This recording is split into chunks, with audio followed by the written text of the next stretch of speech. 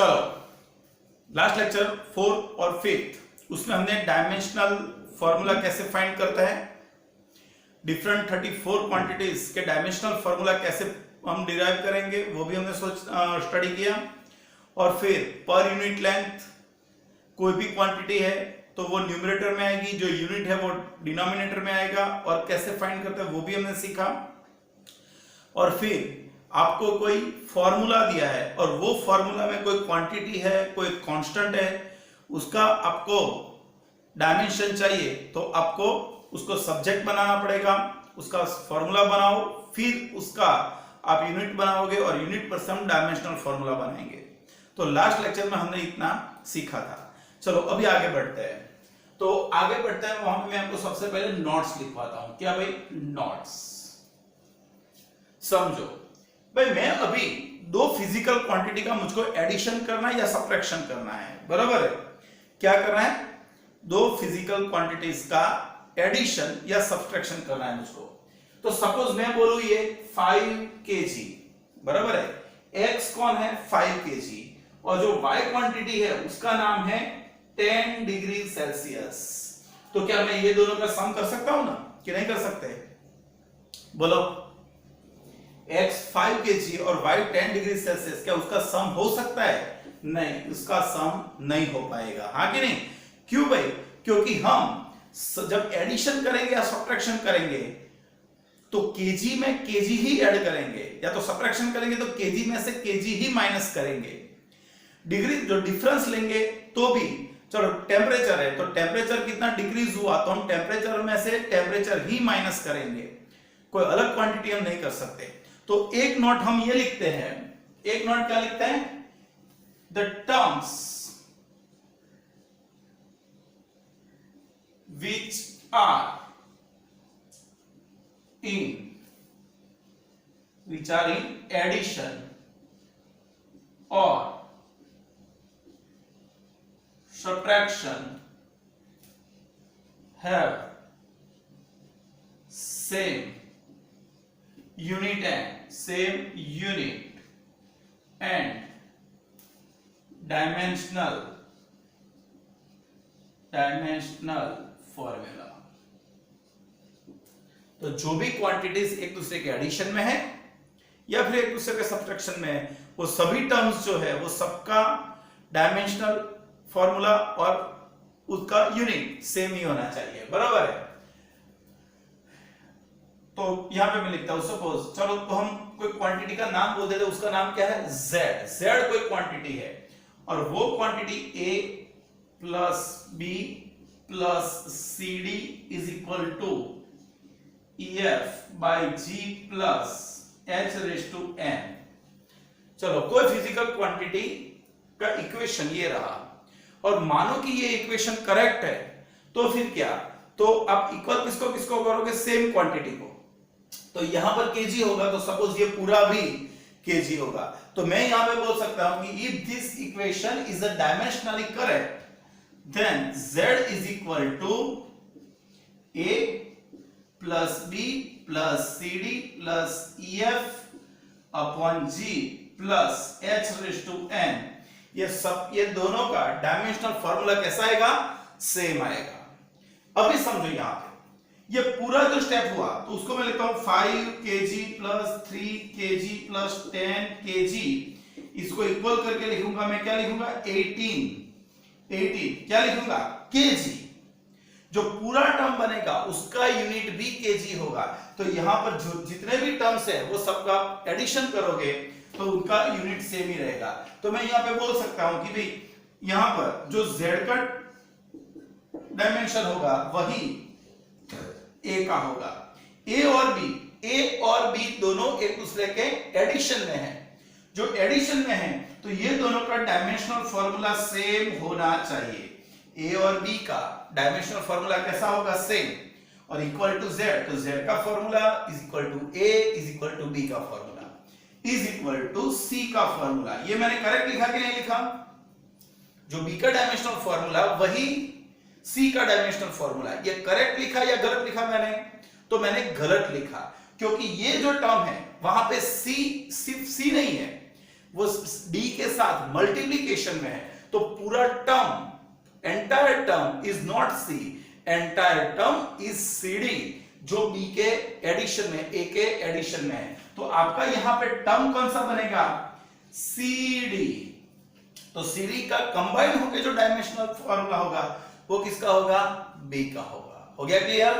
चलो यहां पे आगे जाते हैं। ये कौन है, E F upon G, F upon G, ये पूरा एक टर्म बना तो उसका डायमेंशनल फॉर्मूला सेम होगा। और यहां पे मानो कि कोई है H, तो H का भी डायमेंशनल फॉर्मूला सेम ही होगा, h रेज़ टू n, हाँ कि नहीं? तो हर एक टर्म, जितने टर्म्स एक दूसरे के एडिशन में है, सबका डायमेंशनल फॉर्मूला सेम ही होगा। हो गया क्लियर, हाँ कि नहीं? तो आपके दिमाग में क्लियर होना चाहिए, ये नोट्स ठीक से समझना कि जो भी टर्म्स एक दूसरे के एडिशन में या सब्ट्रैक्शन में है, वो सबके डायमेंशनल फॉर्मूला यूनिट सेम होंगे, बराबर। But it is not necessary for multiplication or division. तो समझो, आप मल्टीप्लिकेशन के लिए ऐसा सेम होना जरूरी नहीं है। क्यों भाई? क्योंकि जो डिफरेंट क्वांटिटी का मल्टीप्लिकेशन तो हो सकता है। Force is equal to mass into acceleration, force is equal to mass into acceleration. तो ये अलग अलग, मास क्वांटिटी अलग है, एक्सेलरेशन अलग है, तो दोनों का मल्टीप्लिकेशन हो सकता है। Mass upon volume, mass upon volume हम उसका डिवीजन भी कर सकते हैं, लेकिन मास प्लस वॉल्यूम नहीं लिख सकते, याद रखो।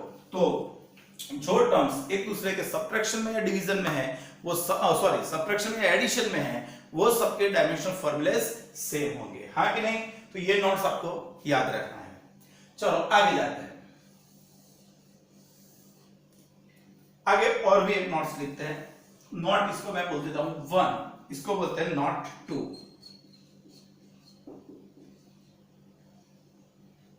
1, the dimensional formula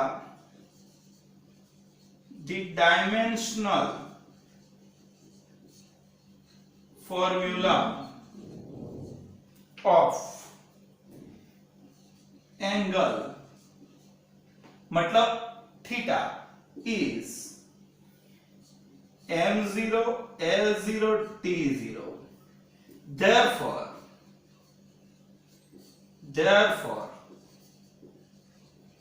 dimensional formula of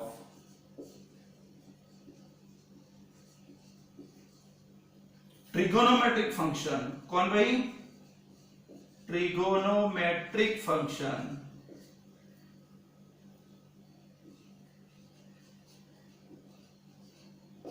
is m0 l0 t0। बराबर? क्या समझा रहा हूं, ये ध्यान से समझना अभी। तो यहां पे देखो, एज फॉर एग्जाम्पल मैं ये बोल देता हूं y is equal to a sin theta, y is equal to a sin theta. इस साइन के अंदर कौन होगा भाई? साइन के अंदर जो होगा वो थीटा होगा, और थीटा मतलब एंगल, एंगल का डायमेंशनल फॉर्मूला हम क्या सीखे, बोलो तो? m0 l0 t0, it is dimensionless. जो थीटा होगा तो उसका डायमेंशनल फॉर्मूला क्या होगा? थीटा, उसका होगा m0 l0 t0। ये फर्स्ट लिखा है मैंने। सेकंड लिखते चलो, y is equal to a sin kx। y is equal to मैंने क्या लिखा? a sin kx। तो यहां पे समझो, जो साइन है उसके अंदर कौन आया? kx। तो kx, k का डायमेंशनल फॉर्मूला 0 होना जरूरी नहीं है। समझो फिर से एक बार, a sin थीटा, तो थीटा का डायमेंशनल फॉर्मूला कितना? 0 0 0। लेकिन यहां पर है sin kx, तो sin थीटा, इसको कंपेयर करो तो sin थीटा, तो यहां पर kx, k इंटू एक्स दोनों मिलकर थीटा बना रहा है। तो उसका मतलब यह है कि therefore the angle dimensional formula of kx is equal to m0 l0 t0। लेकिन उसका मतलब ये नहीं है कि k का डायमेंशनल फॉर्मूला 0 हो, x का डायमेंशनल फॉर्मूला 0 हो। दोनों का इंडिपेंडेंटली 0 होना जरूरी नहीं है। k का डायमेंशनल फॉर्मूला कुछ हो सकता है, x का भी कुछ हो सकता है, लेकिन दोनों का कंबाइंड होके बनेगा तो वो थीटा बनेगा। थीटा बनेगा तो m0 l0 t0। देयरफॉर मैं ऐसे लिख सकता हूं कि डायमेंशनल फॉर्मूला जो k होगा उसका डायमेंशनल फॉर्मूला जो x होगा उसका रेसिप्रोकल होगा। सपोज x का डायमेंशनल फॉर्मूला L1 है तो k का डायमेंशनल फॉर्मूला L-1 होगा, जिससे L1 L-1 0 0 0 हो जाएगा। फिर से एक बार बोलता हूं कि a sin kx, तो मैं ऐसे बोलूंगा कि sin थीटा sin kx, तो kx का टोटल डायमेंशनल फॉर्मूला हो जाएगा m0 l0 t0। लेकिन इंडिविजुअली x का 0 0 0 होना जरूरी नहीं है। बराबर है? क्यों भाई? क्योंकि हम ट्रिगोनोमेट्रिक फंक्शन के अंदर कुछ भी रखेंगे, उसका डायमेंशनल वो एंगल ही होगा, साइन थीटा कॉस थीटा। फिर मैं यहां पे लिखूं कि भाई sine a b c d e f g upon this, तो सबका ये पूरे टर्म का होना कितना है? साइन के अंदर आएगा तो ये पूरा टर्म का डायमेंशनल फॉर्मूला क्या होगा? m0 l0 t0। लेकिन इंडिपेंडेंटली हर एक का 0 0 होना जरूरी नहीं है। चलो सेकंड चीज करते हैं, क्या भाई? Logarithm function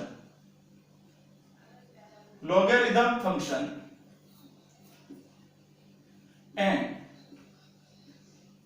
exponential function. कौन से logarithm and exponential function has m0 l0 t0 dimension. इनके पास क्या होगा? m0 l0 t0। क्यों भाई? क्योंकि अब लॉगरिथम फंक्शन आपने शायद पढ़ा होगा कि भाई y is equal to log e base x। तो आप लॉगरिथम किसका देखोगे? भाई लॉगरिथम कोई फिजिकल क्वांटिटी का नहीं होता, लॉगरिथम कोई न्यूमेरिकल वैल्यू का होता है। किसका? कोई न्यूमेरिकल वैल्यू का। और न्यूमेरिकल वैल्यू का होगा तो x कोई क्वांटिटी नहीं होगी, इंडिपेंडेंटली x कोई क्वांटिटी नहीं होगी। यहां पे जो भी बनेगा वो एक नंबर आना चाहिए, उसका यूनिट नहीं होना चाहिए। मतलब इट मींस यहां पे जो x होगा उसका dimensional formula m0 l0 t0 होगा। Similarly as in a trigonometric function, ये फर्स्ट, तो ये सेकंड लिखोगे y is equal to log e ab। तो यहां पे लॉगरिथम के अंदर क्या है? ab। तो यहां पे इंडिपेंडेंटली a का फॉर्मूला इंडिपेंडेंटली b का फॉर्मूला 0 0 होना जरूरी नहीं है। यहां पे पूरा टर्म जो बना कौन सा? ab, उसका dimensional formula m0 l0 t0 बनेगा। लेकिन उसका मतलब ये नहीं है कि इंडिपेंडेंटली a का फॉर्मूला 0 होगा, इंडिपेंडेंटली b का फॉर्मूला 0 होगा। नहीं, दोनों का डायमेंशनल फॉर्मूला कुछ हो सकता है, लेकिन दोनों का मल्टीप्लिकेशन होके m0 l0 t0 होना चाहिए। मतलब मैं यहां पे लिख सकता हूं कि b का dimensional formula is equal to 1 upon a का डायमेंशनल फॉर्मूला। बराबर? चलो आगे जाते हैं। एक्सपोनेंशियल फंक्शन उसका उल्टा है कि एक्सपोनेंशियल फंक्शन या तो फिर उसको बोलेंगे पावर फंक्शंस। तो यहां पे लिखते हैं एक्सपोनेंशियल फंक्शन क्या भाई? y is equal to e raise to x। y is equal to कौन? e raise to x। इसको एक्सपोनेंशियल फंक्शन बोलेंगे। इसको ऐसे भी लिखते हैं एक्सपोनेंशियल ऑफ x।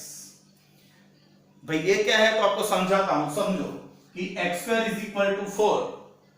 तो आपने x फाइंड करने के लिए क्या किया? तो x इज इक्वल टू 4:1/2। यहां से 2 निकल गए तो सामने उसका रूट हो गया। तो वैसे ही समझो कि y इज इक्वल टू क्या है? log e base x। तो यहां पे x को मैं बनाऊंगा तो x इज इक्वल टू हो जाएगा e raise to y। y is equal to log e base x। तो मुझको x को सब्जेक्ट बनाना है तो उसका इनवर्स फंक्शन होगा, सामने जाएगा तो यहां पे e रेज टू y हो जाएगा। अभी सिर्फ इतना याद रखो, इसको बोलेंगे एक्सपोनेंशियल फंक्शन। क्या बोलेंगे? Exponential function. और एक्सपोनेंशियल के फंक्शन के अंदर इसको ऐसे लिख सकता है या तो फिर ऐसे लिख सकता है।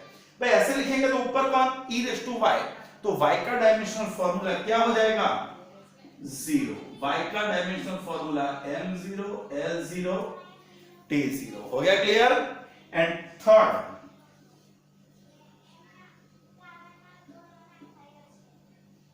ए, इसको बोल देता हूं बी, इसको बोल देता हूं c. The terms in power, the terms which are in power, तो the terms which are in power has dimensions m0 l0 t0। मतलब समझो आप कि हम पावर में रखेंगे तो पावर क्या होगा भाई, पावर होगा कोई न्यूमेरिकल वैल्यू। पावर कोई क्वांटिटी नहीं होती, पावर क्या होता है, न्यूमेरिकल वैल्यू। मैं यहां पे लिखूंगा कि सपोज x स्क्वायर, तो स्क्वायर मतलब कौन, कोई न्यूमेरिकल वैल्यू, तो उसका डायमेंशन होगा नहीं।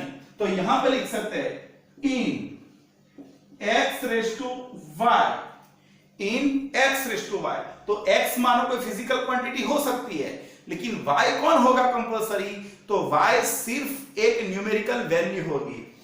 The dimensional formula of y is equal to m0 l0 t0।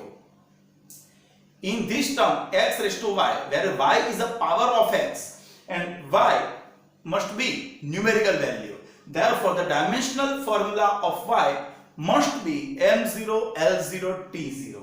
Clear हो गया। ओके, तो फर्स्ट ये लिखा मैंने, तो सेकंड लिखता हूं in x raise to ab upon cd।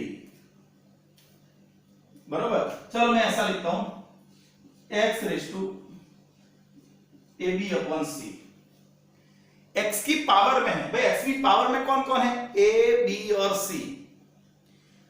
तो पूरा टर्म, पावर में पूरा टर्म कौन है, a b अपॉन c। सिर्फ a पावर नहीं है, सिर्फ b पावर नहीं है, a b अपॉन c, ये पूरा मिला के एक पावर बनता है। तो यहां पर जो a b अपॉन c, उसका डायमेंशनल फॉर्मूला हो जाएगा m0 l0 t0। लेकिन उसका मतलब ये नहीं है कि a का 0 होगा, b का भी 0 होगा, c का भी 0 होगा, ऐसा जरूरी नहीं है। तीनों का मिला के जो टर्म बना a b अपॉन c, उसका डायमेंशनल फॉर्मूला 0 0 0 होना चाहिए। हो गया क्लियर। तो देख लो, ये सब चीज देख लो। क्या पढ़े सबसे पहले कि जो टर्म्स एक दूसरे के एडिशन में या सब्ट्रैक्शन में वो सेम क्वांटिटी के होने चाहिए, मतलब they have same unit and same dimensional formula. So in this term, if z is equal to a plus b plus cd plus ef upon g h raised to n, तो हर एक term बोला मैंने, तो z का, a का, b का, c term नहीं है, cd एक टर्म है, तो उसका ef upon g का, ये सबका डायमेंशनल फॉर्मूला सेम होना चाहिए। यहां पे नोट 2 में क्या लिखा, the dimensional formulas of trigonometric function will always be 0 because we put angle in trigonometric function, sin theta, cos theta. So the terms which are in trigonometric function are always angle and their dimension is m0 l0 t0। तो यहां पे मैंने लिखा y is equal to a sin theta, तो theta होगा तो उसका m0 l0 t0। y is equal to a sin kx, तो kx मिला के क्या बनेगा, थीटा। लेकिन उसका मतलब ये नहीं है कि k थीटा है या x थीटा है, दोनों मिला के थीटा बनेगा। तो टोटल kx का डायमेंशन क्या होगा, m0 l0 t0। लेकिन इंडिपेंडेंटली k का, इंडिपेंडेंटली x का 0 होना जरूरी नहीं है, दोनों का होके 0 होगा। सेम वे लॉगरिथम के लिए, सेम वे पावर फंक्शंस के लिए। क्लियर हो गया। पावर टर्म्स के लिए देख लो, एक बार स्क्रीनशॉट ले लो, फिर आगे बढ़ते हैं।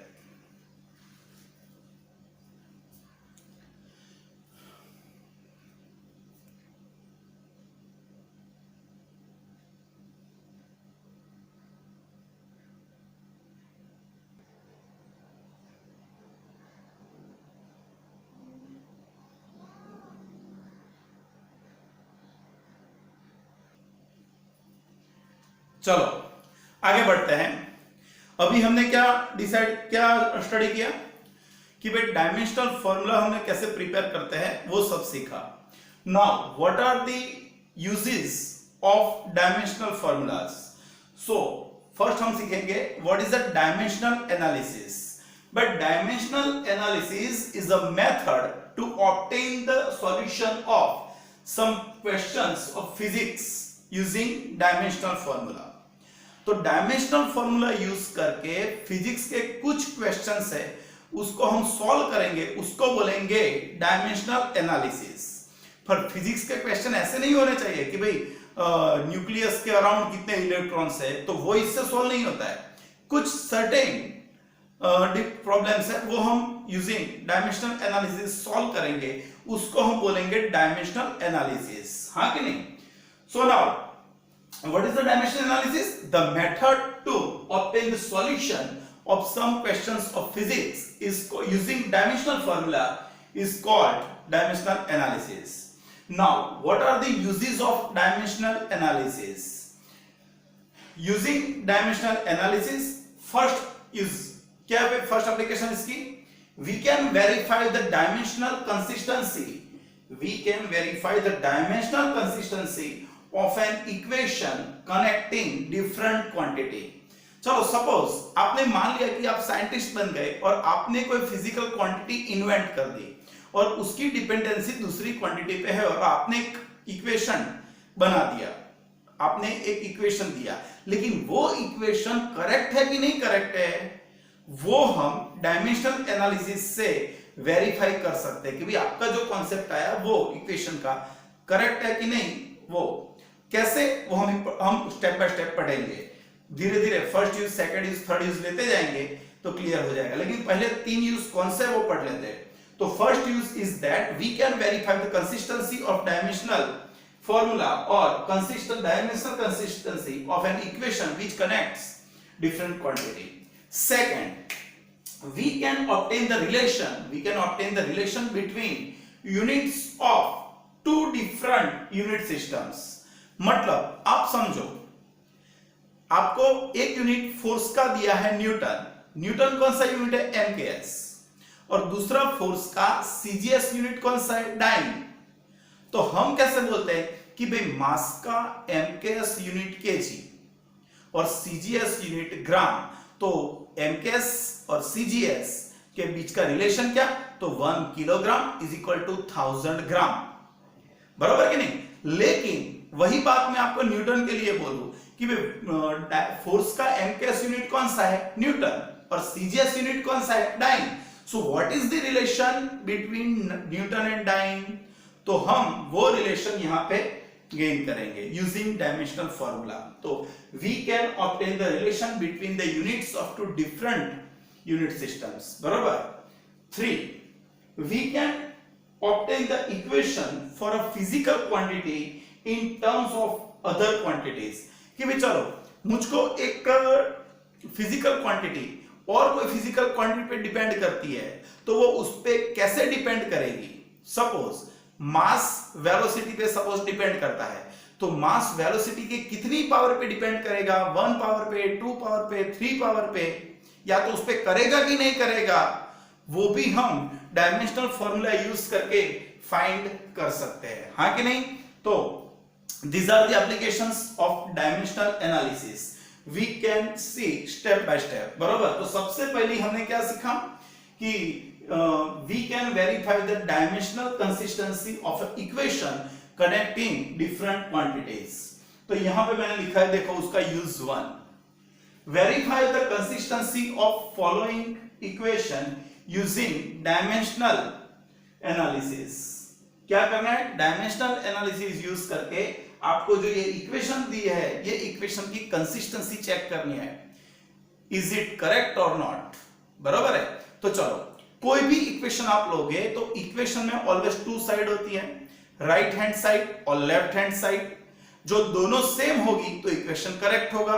तो यहां पर देखो प्रेशर का एक इक्वेशन है, P is equal to rho g h, सभी क्वांटिटीज आपको पता है, who is P, P is a pressure, who is rho is a density, G is a gravitational acceleration and H is a depth, और तो height भी बोल सकते हो उसको।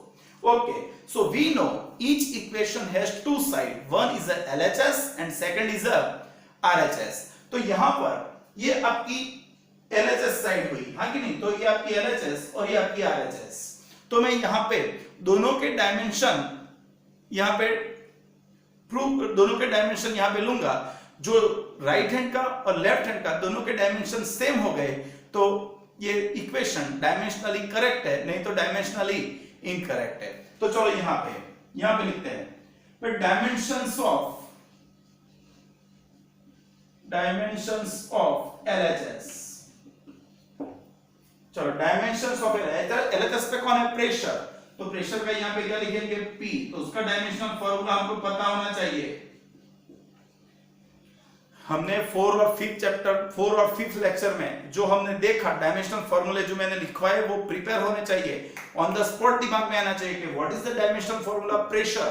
We know P is the pressure and it is m1 L-1 T-2। तो चलिए हमने LHS क्या लिखा। Now the dimensions of RHS, भाई RHS का क्या होगा? रो जी एच, बोलो रो जी एच, हाँ कि नहीं? तो यहां पे इक्वल टू यहां पे लिखेंगे, चलो ना यहां पे लिखता है is equal to rho g h. चलो भाई रो कौन है? Rho is a density. Density इसका क्या होता है? m1 L-3 T0। जीरो वाला नहीं लिखोगे तो भी चलेगा। तो डेंसिटी का होगा m1 L-3 इनटू, ये मैंने किसका लिखा? डेंसिटी का लिखा, m1 L-3 T0, जीरो वाला नहीं लिखते हैं। G is the gravitational acceleration. अरे कोई भी हो एक्सेलरेशन है ना, तो उसका क्या होगा? m0 L1 T-2। तो m0 नहीं लिखेंगे तो ये होगा L1 T-2। और h कौन बना? h इज अ हाइट और डेप्थ, तो वो मीटर में आएगा तो उसका डायमेंशनल फॉर्मूला हो गया L1। तो चलो यहां पे प्रूव करते हैं। तो ये क्या हो गया? m1 L-3 L1 तो -3 +1 तो -1 L⁻⁻1 एंड T⁻⁻ कितना हो जाएगा? T⁻⁻2 हो गया। तो डायमेंशनल फॉर्मूला देखो, ये LHS का ये RHS का दोनों कैसे है? Equal. So the dimensional formula of, तो यहां पे लिखेंगे कि भाई dimensional formula of LHS is equal two dimensional formula of RHS। दोनों के डायमेंशनल फॉर्मूला कैसे हो गए? Same. Therefore equation is dimensionally correct. तो इक्वेशन को क्या बोलेंगे? डायमेंशनली करेक्ट इक्वेशन है, हाँ कि नहीं? हो गया क्लियर? देख लो, चलो एक बार ध्यान से और स्क्रीनशॉट ले लो।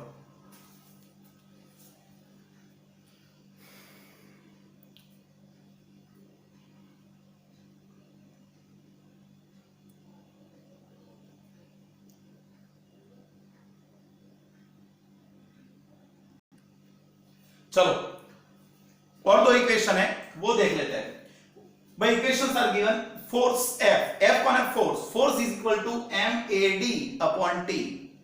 एक इक्वेशन दिया है हमको, M is a mass, A is a acceleration, D is a displacement, T is a time. तो चलो इसकी कंसिस्टेंसी चेक करते हैं। So the dimension of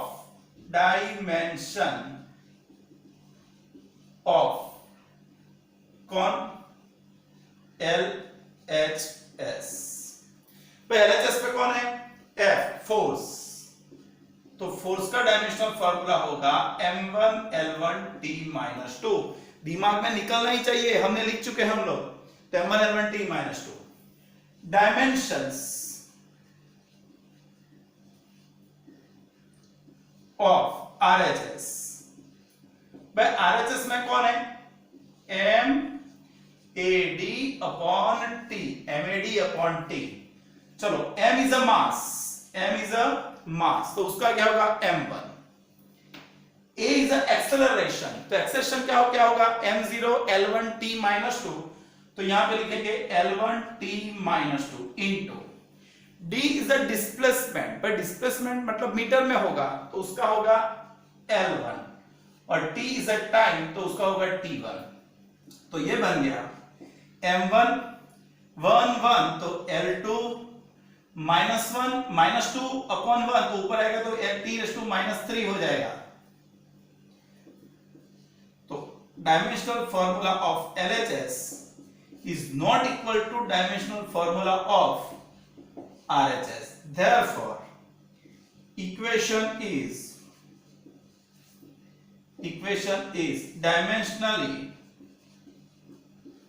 dimensionally incorrect. कैसा होगा? डायमेंशनली इनकरेक्ट है, हाँ कि नहीं? चलो आगे जाते हैं। कौन है? Centripetal force F is given by mv² by r, where m is a mass, v is a speed, r is a radius. तो चलो यहां पे फॉलो करते हैं। तो होता है कि नहीं भाई, dimensions of LHS is equal to F। तो फोर्स है तो क्या होगा? m1 l1 t minus 2, m1 l1 t minus 2, हाँ कि नहीं? तो यहां पर यह हमने LHS का लिखा। डायमेंशंस ऑफ RHS, RHS पे कौन है? mv² upon r। m is a mass, तो m1। v कौन है? स्पीड मतलब मीटर पर सेकेंड, तो l1 t minus 1 का स्क्वायर अपॉन रेडियस, तो रेडियस हम लेंथ में मेजर करेंगे, तो l1। तो यहां पे देखो, तो ये हो गया m1, L2 अपॉन 1, तो L1 और T क्या आ गया? -2। ये -1 का स्क्वायर नहीं हो रहा है, मल्टीप्लिकेशन होगा, -1 इंटू 2, तो -2। ओके, तो दोनों सेम है। तो dimensional formula of LHS is equal two dimensional formula of RHS। Therefore, equation is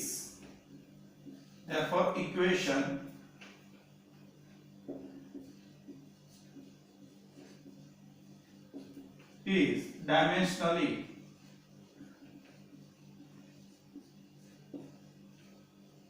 correct। Equation is dimensionally correct हो जाएगा, बरोबर है? देख लो, चलो और भी दो गिनते, लास्ट दो, इसके बाद ये देख लो, स्क्रीनशॉट ले लो इसका।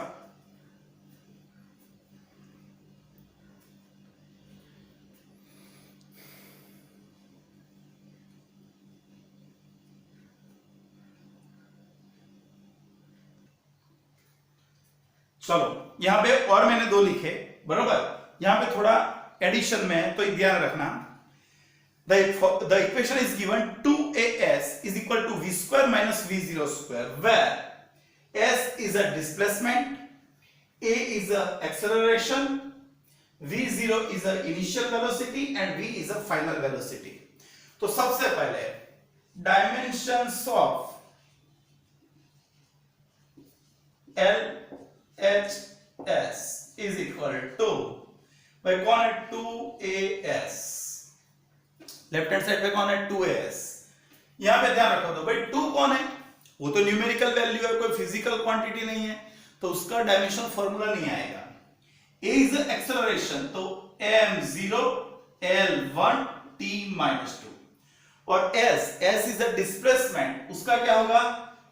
l1, तो ये हो गया l2 t minus 2। ओके, तो इसको ठीक से लिखे तो ऐसे लिख सकते हैं कि भाई m0 l2 t minus 2। अभी बात करते हैं राइट साइड की, राइट हैंड साइड की। भाई राइट हैंड साइड पे कितने टर्म्स है? 2 टर्म्स, 1 and 2, लेकिन दोनों एक दूसरे के सबट्रैक्शन में है, और 2 टर्म है, तो हमको दोनों का अलग अलग गिनना पड़ेगा। और हमने आज सीखा सबसे पहले कि जो सबट्रैक्शन में होगा या एडिशन में होगा, दोनों का डायमेंशन सेम होना चाहिए, मतलब जो इसका है वही उसका होना चाहिए, और ये दोनों का भी इसके जितना होना चाहिए, तभी डायमेंशनली करेक्ट होगा। तो यहां पे dimension of first term on RHS is equal to v²। भाई फर्स्ट टर्म जो RHS पे उसका फर्स्ट टर्म, तो v², इसका क्या होगा? l1 t minus 1 स्पीड, लेकिन उसका स्क्वायर है, तो ये हो गया m0 l2 t minus 2। Similarly, dimension of second term on RHS is equal to, वो भी कौन है, ये भी स्पीड है, ये भी वेलोसिटी, ये भी वेलोसिटी, तो वो भी सेम आएगा L1t माइनस 1 का स्क्वायर मतलब m0 L0 sorry L2t2 minus 2। तो देखो तो इसका जो है L2t minus 2 L2t minus 2 L2t minus 2 तो सबका सेम है, therefore equation is dimensionally correct. Equation कैसा डायमेंशनली करेक्ट है, हो गया क्लियर, हाँ कि नहीं। चलो यहां पे देखते हैं, यहां पे कितना एक टर्म सेकंड पर तो राइट एंड लेफ्ट हैंड पे सिर्फ एक ही टर्म है, तो यहां पे लिखेंगे डायमेंशन ऑफ LHS। भाई LHS पे कौन है, डिस्प्लेसमेंट, तो डिस्प्लेसमेंट का क्या होगा m0 L1t0 बराबर है, तो इसका क्या होगा m0 L1t0। अभी बात करते हैं RHS की, dimensions of first term on RHS is equal to V0t। तो यहां पे राइट हैंड साइड पे फर्स्ट टर्म कौन सा है, V0t, तो उसका करेंगे तो ये हो जाएगा V0 मतलब L1t माइनस 1 और t इज अ टाइम, तो ये हो गया t1, तो इसको ठीक से लिखे तो m0 L1t0। ओके, ये दोनों तो सेम हो गए, मतलब जितना डायमेंशन इसका इतना ही उसका, लेकिन अभी एक टर्म बाकी है, तो यहां पे लिखेंगे dimension of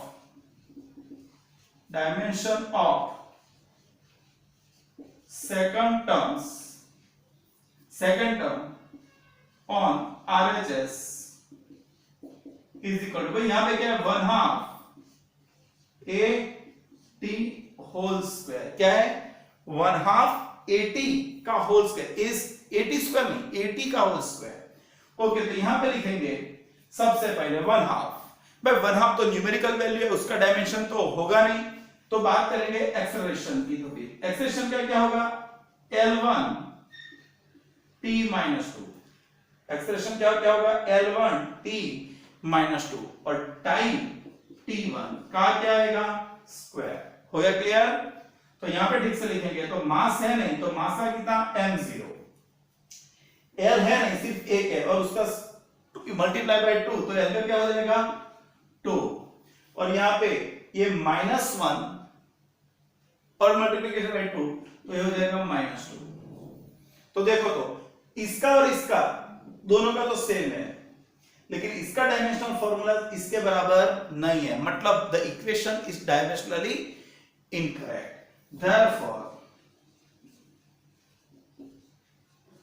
equation is dimensionally incorrect, हाँ कि नहीं, हो गया क्लियर, तो दिमाग में जाना चाहिए।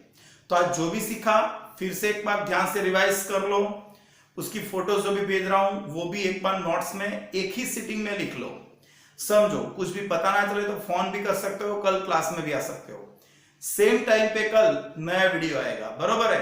तो ध्यान रखना, आपको ये सब लिख के सैटरडे को बताना है, स्टडी करो, 2 से 3 घंटे की मेहनत चाहिए फिजिक्स की हर रोज, बरोबर है।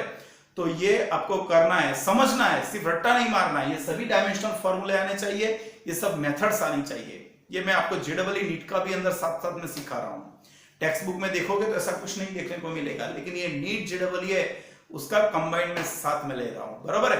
तो देख लो, स्क्रीनशॉट ले लो और कल मिलते हैं, चलो बाय।